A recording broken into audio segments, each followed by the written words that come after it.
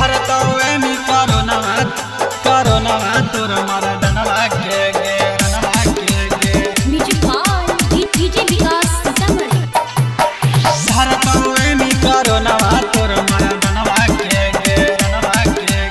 Recording by खुशहाली music studio. एक तोड़ी के दिलवा जमी जे यरवा रोशनवा के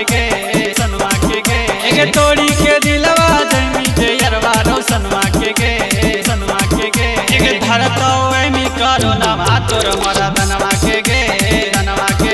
एक धरतवे मी करो नवा तोर मरा दनवा के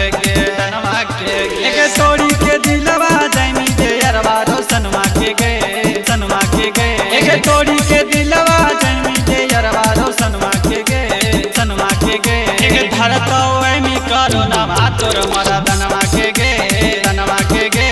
धरतवे मी करो नवा तोर मरा दनवा के धरतवे मी करो नवा तोर मरा दनवा के